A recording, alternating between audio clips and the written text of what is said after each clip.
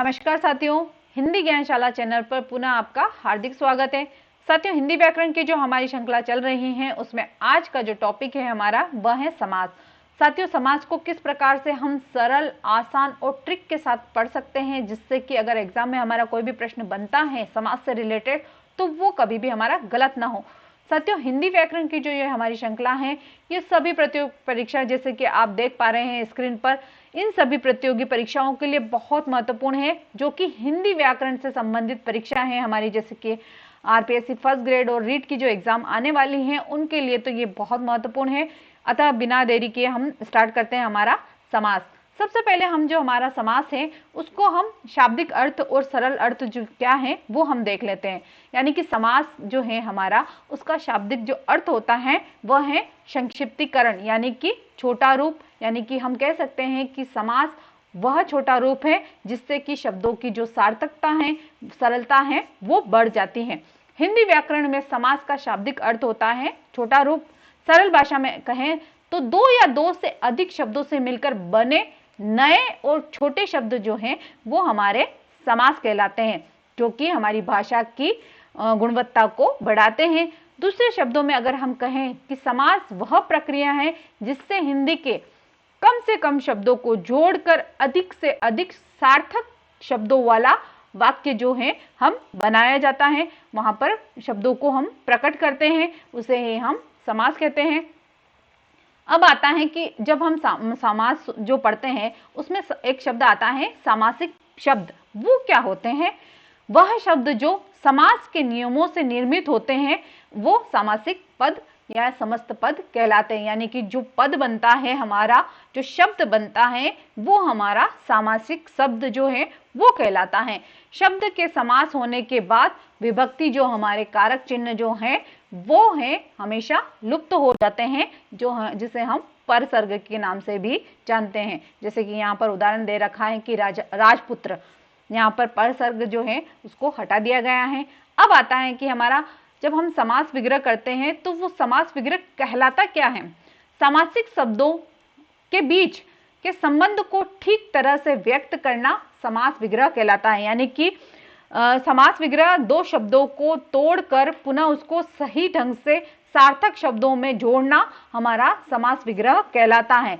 विग्रह शब्दों के दौरान सामासिक जो शब्द हैं उसका लोप हो जाता है। जैसे कि यहाँ पर उदाहरण दिया गया है, हमने ऊपर पढ़ा था राजपुत्र, तो राज और पुत्र जो है उसके बीच में जो सामासिक पद आ रहा है हमारा वो है का, यानी कि राजा का पुत्र, ये हमारा समास विग्रह कहलाता है। यानी कि सीधे और सरल शब्दों में कहें तो किसी समस्त पद या सामासिक पद को उसके विभिन्न पदों एवं विभक्ति सहित पृथक करने की जो क्रिया है वो हमारा समास विग्रह कहलाता है। जैसे अब पढ़ेंगी विद्यालय, तो विद्या का आलय इस प्रकार से होता है। माता पिता, माता और पिता, ये जो विग्रह कहलाता है, बीच में जो शब्द आता है परसर्ग जो आता है वो ही हमारा समास विग्रह कहलाता है। यानी कि दो शब्दों को तोड़ना, उसके मध्य जो परसर्ग लगा है उसे हटाकर नया और सार्थक शब्द बनाना ही हमारा समास विग्रह कहलाता है। अब आता है कि जी ये पूर्व पद और उत्तर पद जो समास में हम प्रयुक्त करते हैं वो होते क्या हैं? तो समास पद जो हम जब बनाते हैं तब उसमें दो पद होते हैं, एक तो पूर्व पद होता है, एक उत्तर पद जो होता है वो होता है। यानी कि पूर्व पद यानी कि पूर्व शब्द, उत्तर पद यानी कि उत्तर शब्द। ठीक है, इसमें जो पहला पद जो होता है वो पूर्व पद कहलाता है। यानी कि पहला पद जो होता है वो हमारा पूर्व पद कहलाता है, और दूसरा जो पद होता है, अंतिम जो पद होता है वो हमारा उत्तर पद कहलाता है। जैसे कि यहाँ पर बहुत अच्छा उदाहरण दिया है कि गंगा जल, गंगा जल है, इसमें अब हम इस शब्द के अगर टुकड़े करते हैं तो गंगा अलग शब्द बनता है और जल अलग शब्द बनता है जो कि सार्थक शब्द है। इसमें गंगा जो है वो पूर्व पद है और जल जो है हमारा उत्तर यानी कि अंतिम पद है। ठीक है, अब आता है कि समास के प्रकार कितने होते हैं। समास के अगर मूल देखा जाए तो चार पद ही होते हैं, किंतु अगर हम समास को अगर विभिन्न भेदों में बांटे तो वो हमारे 6 भेद होते हैं। पहला है अवयवी भाव, दूसरा है तत्पुरुष, कर्मधारय, द्विगु, द्वंद्व और बहुब्रीहि। ये हमारे कुल 6 समास है, इन्हें हम डिटेल से पढ़ेंगे। जैसे पहला ही पद हमारा आता है, जो समास आता है वो है अवयवी भाव समास। अब अवयवी भाव समास होता क्या है और वो किस प्रकार से निर्मित होता है वो हम देखते हैं। अवयवी समास में पहला जो पद होता है वो अवयव यानी कि ऐसा शब्द जो लिंग, वचन, पुरुष और काल के आधार पर परिवर्तित नहीं होता है, उसे हम अवयवी शब्द जो है, अविकारी जो शब्द हैं वो हम कहते हैं। तथा दूसरा पद जो होता है वो अर्थ प्रदान होता है। इसमें जो पहला पद जो होगा वह जो अवयव होगा और दूसरा जो पद होगा वो अर्थ से रिलेटेड होगा, वही हमारा अवयवी समास जो है वो कहलाता है। इसमें अवयव पद का प्रारूप जो है लिंग, वचन, कारक में न बदलकर सदैव समान रहता है। ये बात हमने पहले भी बोली कि जैसे कि उसमें लिंग है, अगर वचन है और कारक है तो भी वह अवयव जो पद है वो हमारा नहीं बदलेगा। यहाँ पर पहली बात तो ये याद रखनी है आपको कि पहला पद, अवयवी समास में पहला पद जो होता है वो प्रधान होता है।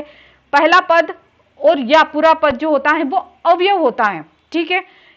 और इसमें आपको हमेशा उपसर्ग जो हैं वो देखने को मिलेंगे, जैसे कि प्रति है, आ है, भर है, प्रति है, नी है, स है, बा है, दर है, ये जितने भी उपसर्ग हैं हमारे वो वहां पर आपको पहले दिखने को दिखाई देंगे। यानी कि शब्दों के पहले जो है हमको प्रति, जैसे कि यहाँ पर एक शब्द दिया गया है प्रतिवर्ष, ये प्रति जो है हमारा उपसर्ग है और वर्ष जो हमारा शब्द है, जैसे कि हर वर्ष, इसका अर्थ निकलता है हर वर्ष।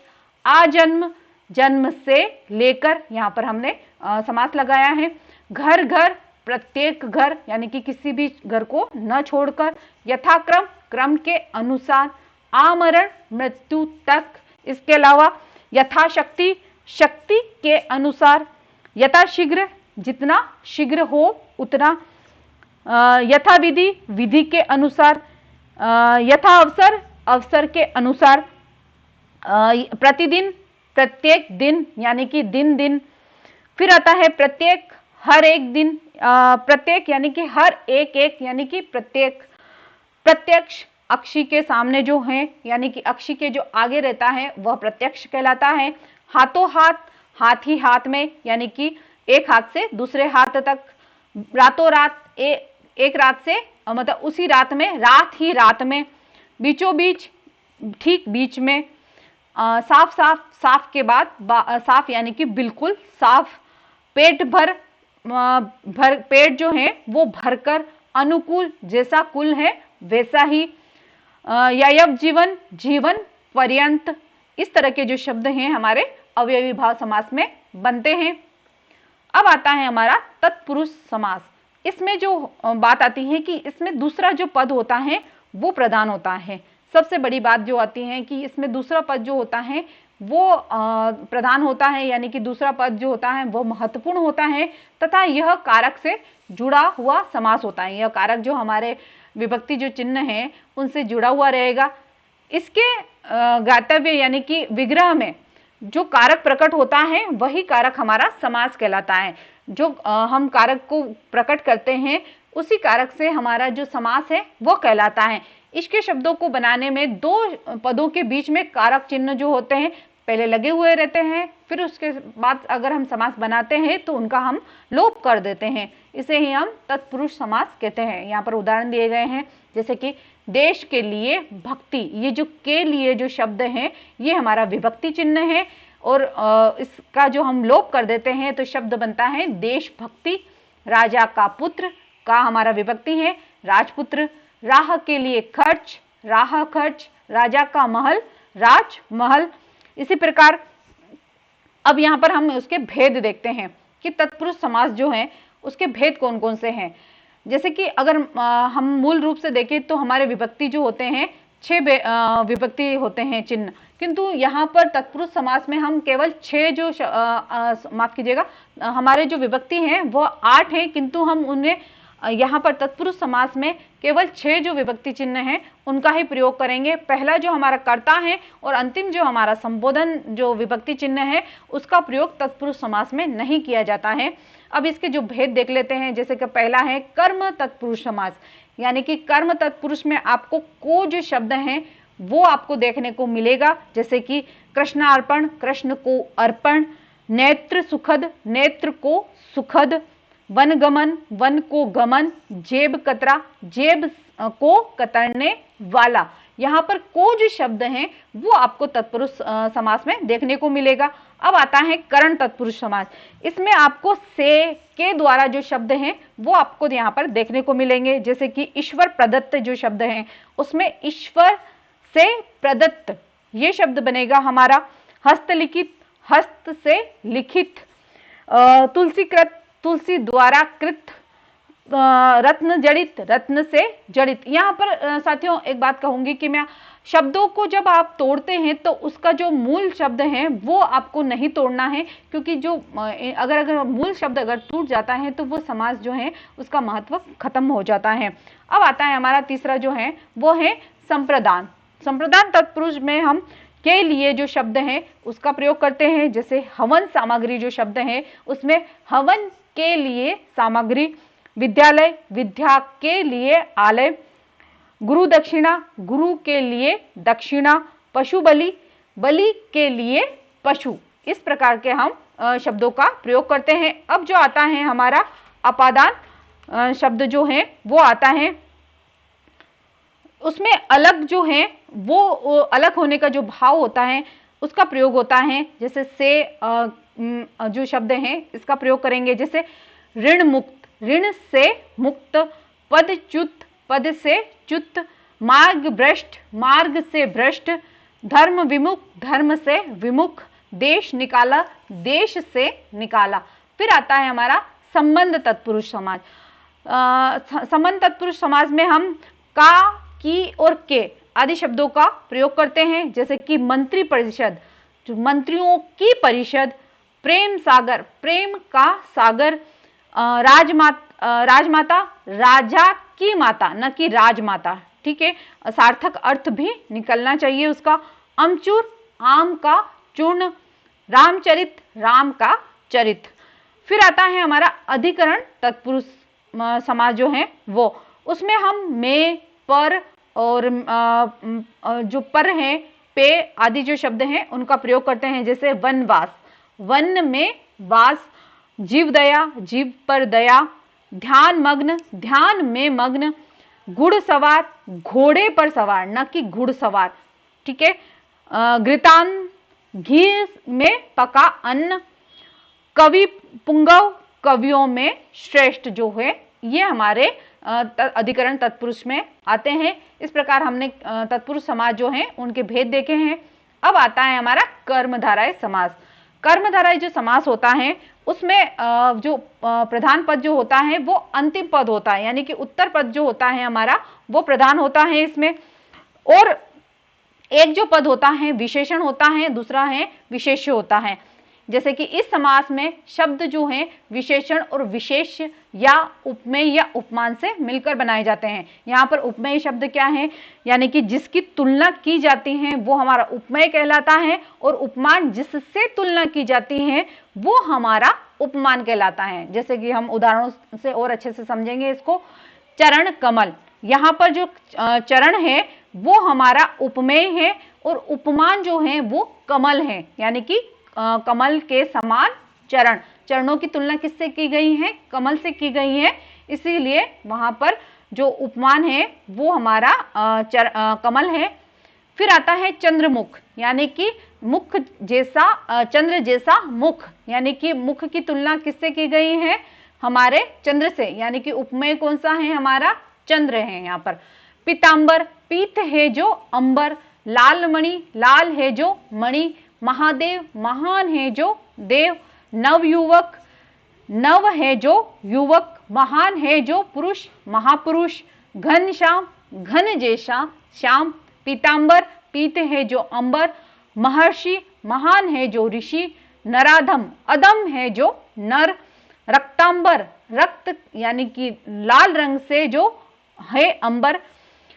फिर आता है कि कुमति, कुत्सित जो है, जिसकी मति जो कुत्सित हो जाती है वो कुपुत्र, कुत्सित है जो पुत्र, दुष्कर्म, दूषित है जो कर्म, चरम सीमा, चरम है जो सीमा, लाल मिर्च, लाल है जो मिर्च, कृष्ण पक्ष, कृष्ण है जो पक्ष, मंद बुद्धि, मंद है जो बुद्धि, फिर आता है राजर्षि, जो राजा भी हैं और ऋषि भी हैं, उन दोनों के लिए। फिर आता है नरसिंह, जो नर भी हैं और सिंह हैं, उनके लिए। चंद्रमुख, चंद्र रूपी, मुख रूपी जो है चंद्रमा, उसके लिए।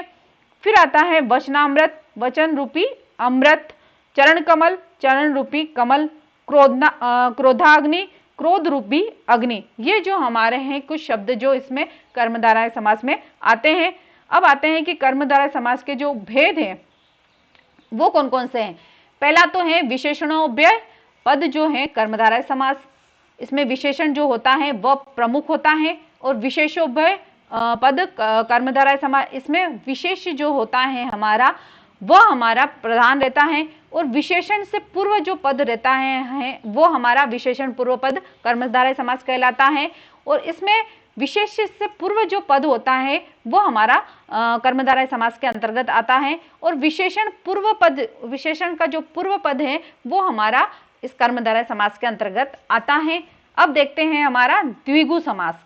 द्विगु समास के लिए सबसे आसान सी बात यह है कि इसमें जो है संख्या पद आएगा, यानी कि गणना जो है हमारी, जो जिसको हम गिनते हैं वो शब्द यहाँ पर हमको देखने को मिलेंगे।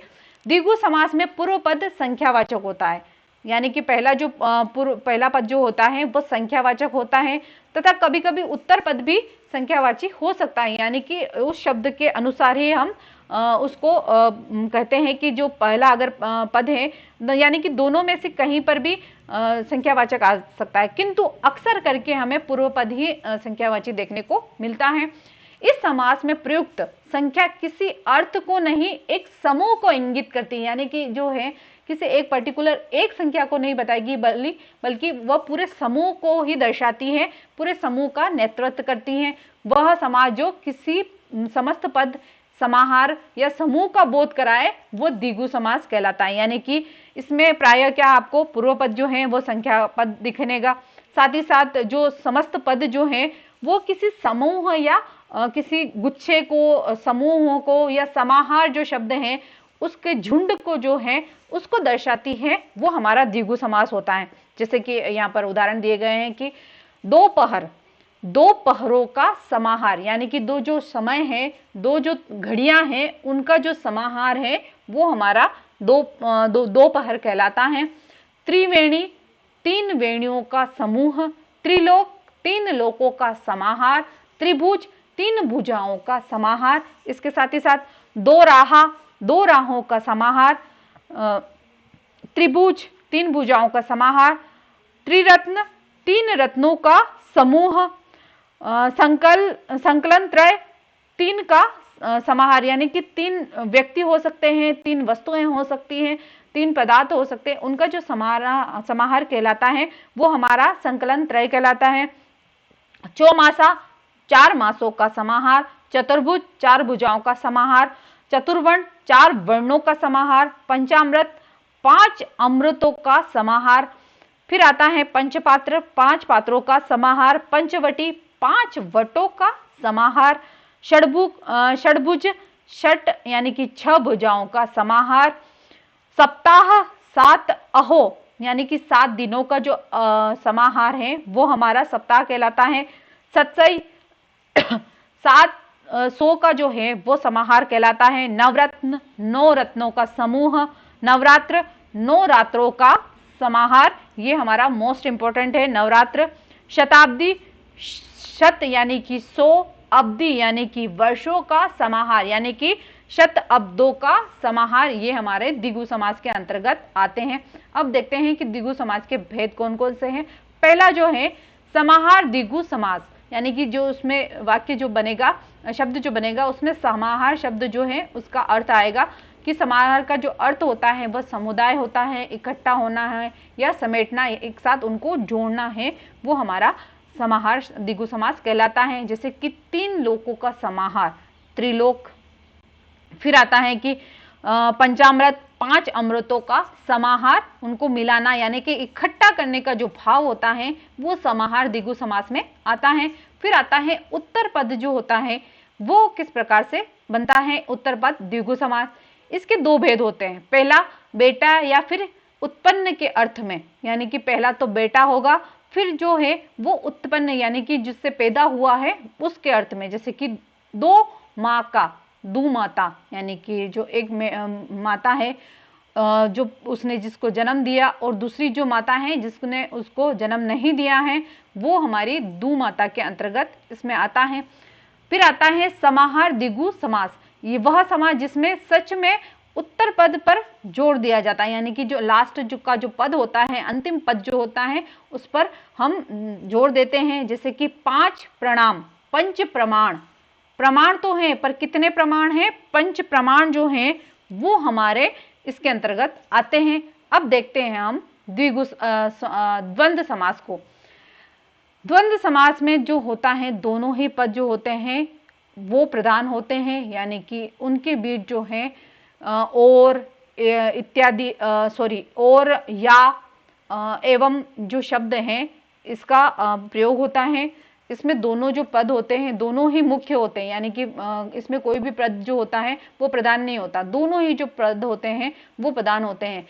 तथा किसी भी पद का कोई जो पद होता है वो गौण नहीं होता, यानी कि एक कम और एक ज्यादा नहीं होता, दोनों ही बराबर महत्व के होते हैं।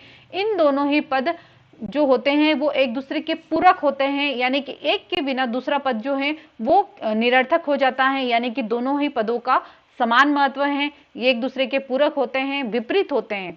किंतु हमेशा ही ऐसा नहीं होता, कहीं कहीं जो शब्द होते हैं वो वहां पर हमें देखने को मिलता नहीं है, किंतु अक्सर करके हमें 90% जो 99% जो शब्द होते हैं वो हमारे ऐसे ही बनते हैं, दोनों ही पद जो होते हैं उसमें समान होते हैं।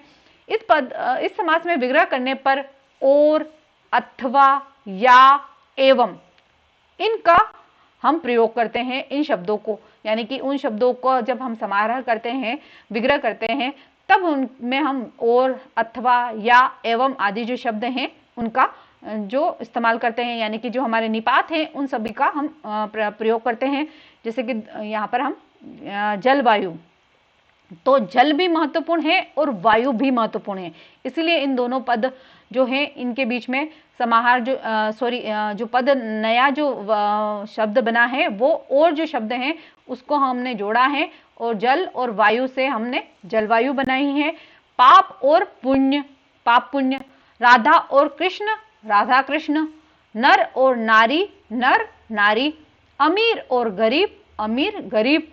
फिर आता है कि जैसे कि हमारे हैं कि माता और पिता, माता पिता, भाई और बहन, भाई बहन, साथ में दाल और रोटी, दाल रोटी, पाप और पुण्य, पाप पुण्य, अन्न और जल, अंजल, फल और फूल, फल फूल, भला बुरा, भला या बुरा, या शब्द जो है उसको हमने जोड़ा है। रुपया पैसा, रुपया और पैसा, रुपया हम जो है हमारा जो कागज का रूप होता है वो होता है, जबकि पैसा जो है हमारा सिक्का जो होता है उसके लिए आता है। अपना और पराया, अपना या पराया। नील लोहित, नील और लोहित यानी कि लाल रंग जो होता है वो। धर्म अधर्म, धर्म और धर्म या अधर्म। सुरासुर, सुर या असुर। शीतोष्ण, शीत या उष्ण, ये बहुत महत्वपूर्ण है, शीतोष्ण। फिर है शीताप, शीत और ताप, ये जो है हमारे द्वंद्व समास के प्रमुख उदाहरण है। अब आता है कि बहुब्रीहि समास जो होता है वो क्या होता है। इस समास में कोई भी पद जो होता है वो प्रधान नहीं होता, यानी कि प्रथम पद भी प्रधान नहीं होगा, दूसरा जो द्वितीय उत्तर पद है वो भी प्रधान नहीं होगा, जो अन्य ही उसका अर्थ जो निकलता है वो प्रधान होता है।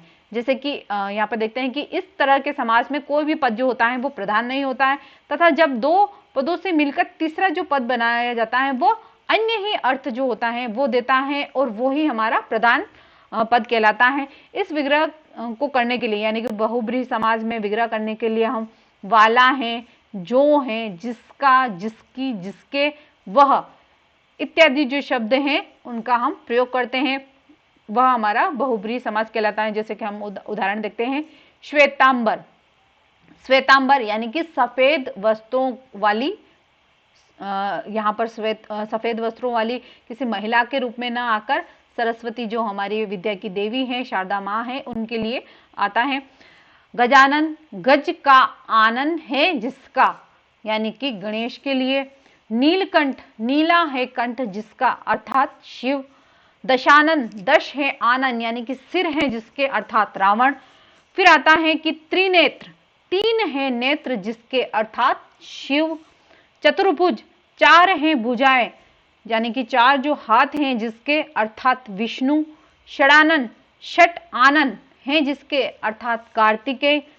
दशानन, दश है आनन जिसके, रावण।